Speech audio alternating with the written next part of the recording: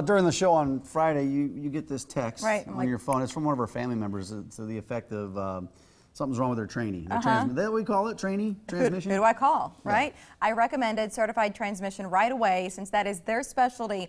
But the owner is happy to answer car questions of all kinds, and he joins us a few times each month to do just that. Peter Fink is who she's talking about. Do they call her a tranny? Is it a tranny? Well, you know, that's what that is a slang, but that's kind of supposedly bad. It's supposed to be bad, you know. I mean, you know, tranny. I mean, is kind of you know, like a sexual. Okay, I understand now. Okay, we won't say that anymore. Let's get to the first question. Okay, let's dig out of this hole. Now that his face is beet red. Oh well, no, I didn't. No, he's fine. I didn't. Don't bother me. We used to call it that for 30 years, you know. So till someone says, "Oh, you're not supposed to probably do that," might not be proper. We'll go back to transmission. There we go. So let's get to this first one. And Mark is up first. And Mark writes in. He says, "I'm nearing the end of the 3-year warranty on my 2014 Dodge Durango. Is it typically worth it to purchase an extended warranty?" You know, Mark, that is not just a good question, that's a great question, okay? And I bet a lot of people have to decide what to do on this, okay, and stuff. Generally, I'm not a big fan of extended warranties, okay, and stuff. The reason for it is, again, if you take care of your car, do the proper maintenance, go in and get the services done when you're supposed to, change the fluids and all that. New cars today, I don't care what brand you buy, they'll run 250,000 miles, okay?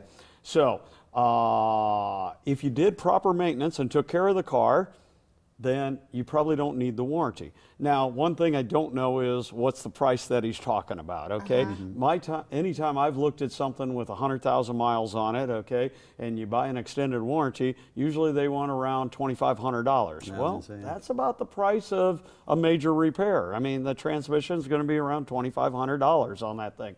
The engine, of course, would be a lot more. Lesser things are going to be a lot different, an alternator and things like this. They don't usually cover leaks. You're responsible. This is the tricky part. If it's leaking and then it goes bad because of the leak, they don't cover the warranty on the extended warranties. Because of how it started. Yeah, because you didn't take care of it. You know, so it's kind of a catch-22. Usually I'd say no. This is what I tell people. Depending on, now, if you can buy it for $500, $600, of course. But if it's $2,000 or $2,500, put $200 a month away, like you bought the warranty. If something happens, you'll have the money to fix the vehicle. And if not, then you've got a vacation fund. Exactly. Let's go somewhere nice. Exactly. So, I mean, I'd say probably no, as long as you've done the good care, done what you're supposed to. Okay, Mark, let's go now to Justin, who writes, I have a slow leak in one of the tires in my 2015 Ford Fusion.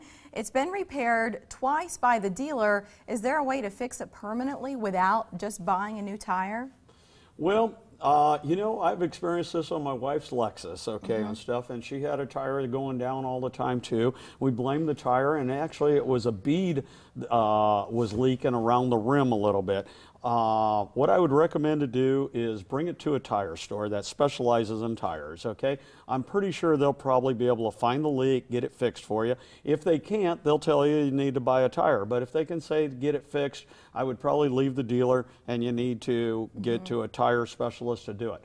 Next, long as this is not an all-wheel drive, okay, you know, an all-wheel drive, the new systems, you'll ruin the transfer case within 2,000, 3,000, 4,000 miles by just the air pressure being different in tires, okay? They have to be within 1/8 of an inch of the same circumference, okay?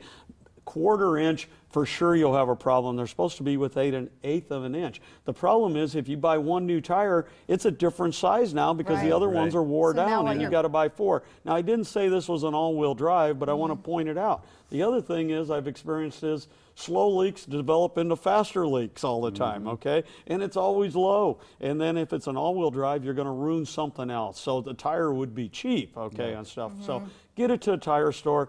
I'm sure they can get you fixed, okay? So, makes sense. Okay, this final question reminds me of my Monday mornings. Penny writes in, I have a slow battery drain in my 2000 Ford Ranger. The battery and alternator have been checked and are good. I have checked harness for faulty wiring. So I told you it's Monday, but couldn't find anything. What should I check next? I was trying to figure out which part of that refers to Monday, and I thought it was the faulty wiring, Peter, but not the low battery. The faulty wiring. Yeah, sometimes Monday morning we don't want to start real well, you know, and stuff. Okay. You know, battery drains are one of the hardest things to find, okay? But there are good methods to be able to figure it out. And the easiest way to do is first do a battery check, okay? Got to make sure you got a good battery. You'd be surprised how many 3-4-year-old batteries are not good and they won't hold a charge. You think you got a drain, but it's the battery itself.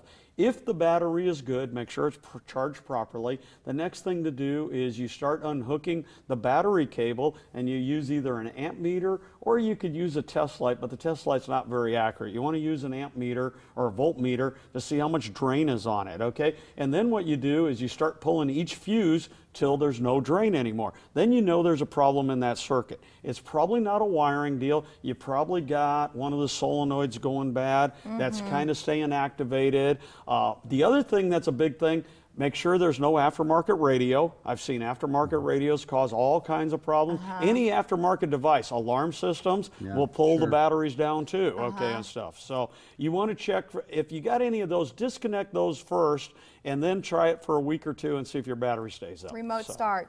Yeah, Did yeah, it if in my they're old not car. installed right, it Transmission. would be a problem without a doubt. 5 area locations, certifiedtransmission.com. Peter, thank you for that lesson in political correctness at the beginning of the show segment. Have a good week. All right, buddy. Peter.